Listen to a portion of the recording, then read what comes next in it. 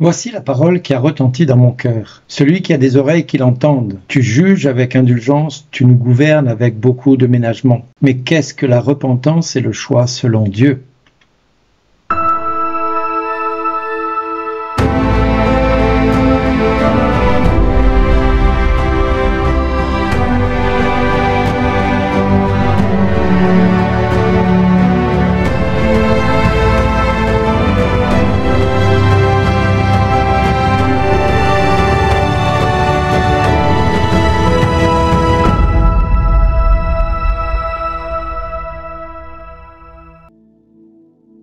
Le Fils de l'homme enverra ses anges, et ils enlèveront de son royaume toutes les causes de chute et ceux qui font le mal. Ils les jetteront dans la fournaise. Là, il y aura des pleurs et des grincements de dents. Alors, les justes resplendiront comme le soleil dans le royaume de leur Père. Celui qui a des oreilles, qu'il entende. Bonjour les amis, aujourd'hui l'Église nous invite à réfléchir sur la repentance et sur le choix.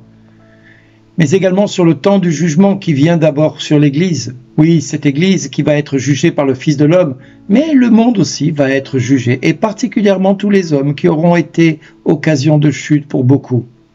Tous ceux qui auront fait beaucoup de mal. Jésus enverra ses anges pour apporter le salaire à chaque être humain sur la terre. Un salaire à la hauteur du travail fourni.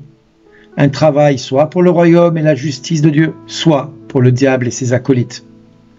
Reste à savoir pour qui travaillons-nous. Reste à savoir où est-ce que nous nous situons dans l'engagement au royaume de Dieu. Car là sont bien les questions que nous devons nous poser. Pour qui travaillons-nous et envers qui sommes-nous loyaux? Beaucoup d'hommes pensent qu'ils auront le temps de changer, de se convertir. Beaucoup pensent encore qu'il n'y a pas de péché, ou plutôt que tout le monde pêche, donc pourquoi changer? Beaucoup pensent aussi que le péché n'est pas si grave et qu'aller se confesser, est-ce que cela pourrait permettre de changer? En plus, aller se confesser auprès d'un prêtre qui, lui, n'est qu'un homme autant pécheur que nous, voire sinon plus. Alors pourquoi se confesser? Pourquoi le fait de reconnaître notre péché peut changer quelque chose dans notre vie? Frères et sœurs, nous avons la possibilité de discuter des heures sur le bien fondé d'aller ou pas se confesser. Nous pouvons chercher toutes les excuses également pour ne pas nous rendre auprès d'un prêtre et demander pardon à Jésus pour tous nos péchés. Nous pouvons remettre à plus tard cette démarche d'humilité. Mais si nous voulions simplement laisser le soin à notre Dieu, la possibilité d'enlever de nos vies ceux qui s'opposent à lui, ou de nous changer en profondeur.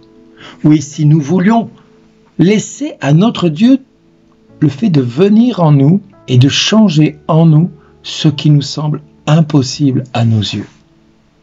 Car le point le plus important n'est pas de pouvoir, mais bien de vouloir laisser Dieu agir. Chaque homme peut ou ne peut pas, mais ce qui va faire la différence, c'est celui qui, ne pouvant pas faire la volonté de Dieu, accepte de laisser Dieu agir en lui, pour lui donner la grâce de pouvoir changer, de vivre une réelle conversion, pour entrer en relation avec le Christ. Oui, frères et sœurs, nous sommes peut-être encore hésitants à se laisser toucher par la grâce. Cette grâce dont nous parle la lettre de Paul aux Romains au chapitre 8, versets 26-27, l'Esprit Saint vient au secours de notre faiblesse, car nous ne savons pas prier comme il faut. L'Esprit lui-même intercède pour nous par des gémissements inexprimables, et Dieu, qui scrute les cœurs, connaît les intentions de l'Esprit, puisque c'est selon Dieu que l'Esprit intercède pour les fidèles. Ce Dieu qui scrute les cœurs est capable de faire la différence entre pouvoir et vouloir. Il est possible que le diable ait semé dans ton cœur de livrer les malédictions, alors que notre Dieu, lui, a semé du blé, les bénédictions. Il est possible que la tentation serait de vouloir enlever tout ce qui est mal dans ta vie à ta manière, d'ôter de ta vie tout ce qui conduit au péché, au mal. Mais la sagesse du Christ est de t'inviter à laisser faire le Saint-Esprit qui vient au secours de nos faiblesses. Cet Esprit Saint qui est le consolateur.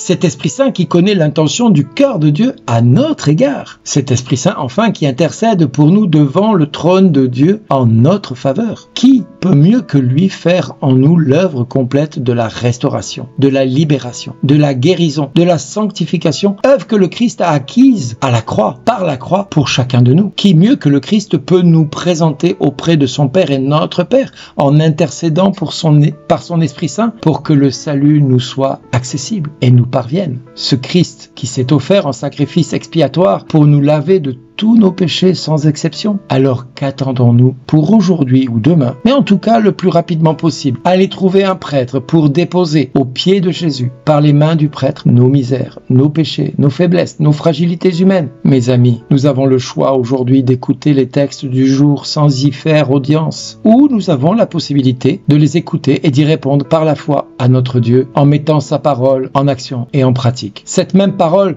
qui nous déclare dans le livre de la sagesse au chapitre 12, verset 18, « Mais toi qui disposes de la force, tu juges avec indulgence, tu nous gouvernes avec beaucoup de ménagement, car tu n'as qu'à vouloir pour exercer ta puissance. » Mes amis, nous avons désormais entre nos mains la solution pour voir nos vies changer, devenir un témoignage vivant en devenant de vrais disciples de Christ. Nous avons le choix entre nos mains. Oui, nous avons la capacité de choisir la vie ou la mort, la bénédiction ou la malédiction. Alors qu'allons-nous choisir? Qu'allons-nous prendre comme décision entre vouloir et pouvoir? En fait, tu as le pouvoir de vouloir. Oui, tu as le pouvoir de vouloir le Christ plus que tout dans ta vie. Oui, mon ami, je dis bien, tu as donc bien le pouvoir de vouloir ou pas le Christ comme ton Seigneur et ton Sauveur. Ou préfères-tu rester avec les œuvres du diable dans ta vie? Mais sois vigilant. Et là, mon ami, Jésus déjà te déclare, celui qui a des oreilles qu'il entende, car le Fils de l'homme enverra ses anges, ils enlèveront de son royaume toutes les causes de chute et ceux qui font le mal, ils les jetteront dans la fournaise. Mon ami, j'ose te dire simplement, ne te trompe pas dans ton choix, car tous les jours de ta vie, et cela depuis ta conception, notre Dieu te déclare ces deux mots d'amour. Merci d'exister.